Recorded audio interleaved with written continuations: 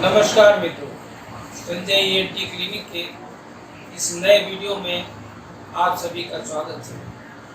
आज हम आप लोगों को बताएंगे कि बरसात में कान से संबंधित क्या क्या बीमारियां हो सकती हैं, क्या उनका उपचार है और उनसे कैसे बचा जा सकता है। मित्रों, बरसात में जैसा कि आप जानते हैं मॉइस्चर बहुत होता है और मॉइस्चर के कारण ही कान में मुख्यतः बीमारियां बरसात की होती हैं।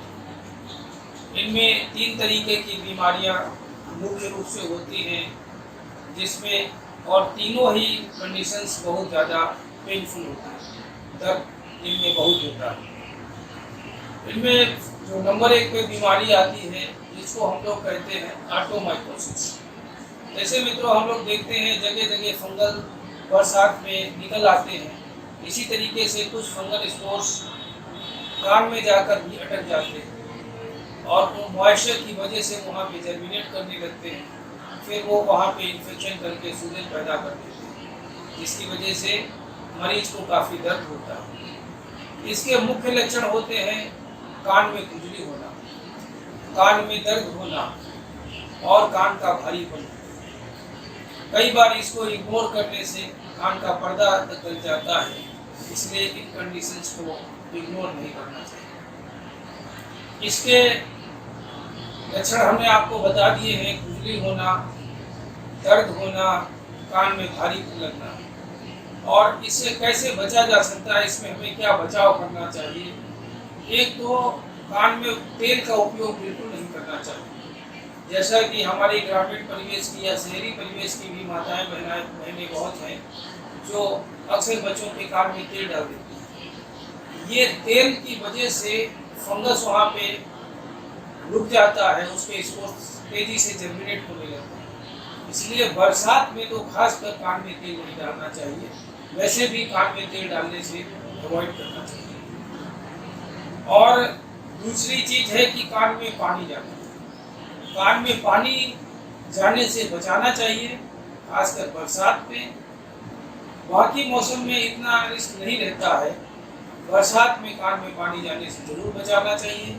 या फिर जिन लोगों के कान बहते हैं, कभी कान से डिस्चार्ज आता हो, उन लोगों को भी कान में पानी जाने से बचाना चाहिए।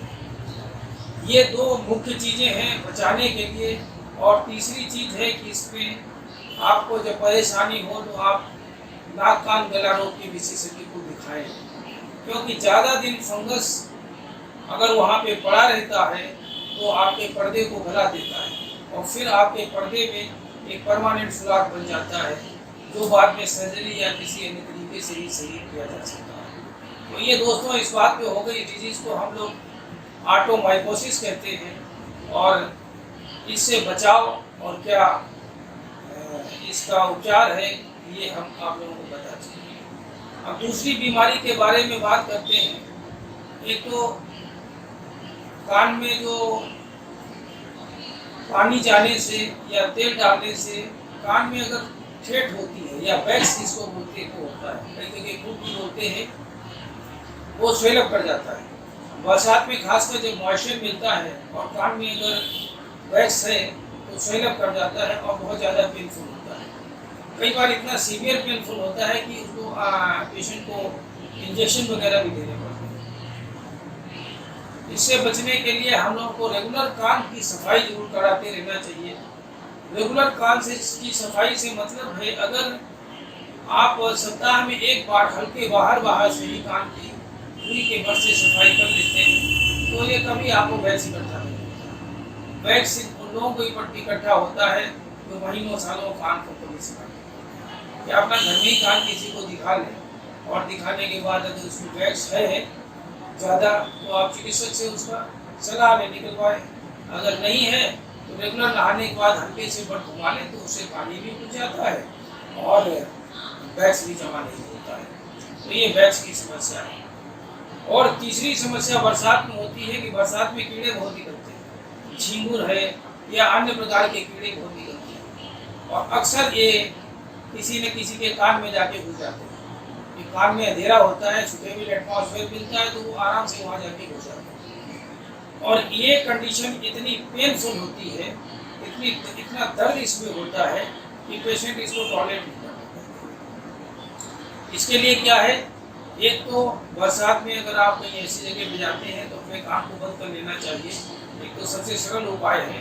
दूसरा, अगर किसी के कान में कीड़ा पड़ ही गया तो उसको उस कान में पानी को भर देना चाहिए और कम से कम 10 से 15 मिनट अगर पानी उसमें भरा रहता है तो कीड़ा अगर छोटा है तब तो वो उतरा के बाहर आ जाएगा, आप उसको निकल जाएगा। अगर बड़ा है तो अंदर मर जाएगा, क्योंकि पानी के अंदर कोई ये कीड़े सांस नहीं ले पाते हैं, इसलिए वो डेफिनेटली मर जाएगा। मित्रों, इसमें तेल कभी नहीं डालना चाहिए। तेल डालने से अगर कीड़ा मरेगा भी तो वहीं पे जम जाएगा और उसका अपने आप से नहीं निकल सकता। अगर कीड़ा मर जाता है उसके बाद आप नेक्स्ट डे जाकर के किसी ENT चिकित्सक को दिखा के और उसको जो है साफ कराने। तो ये 3 तरीके की बीमारियां हमने आपको बताई हैं। बरसात में इनसे आप जरूर सावधान रहें और अगर कुछ ऐसी समस्या बनती है तो आप उससे बचाव रखें और चिकित्सक से सलाह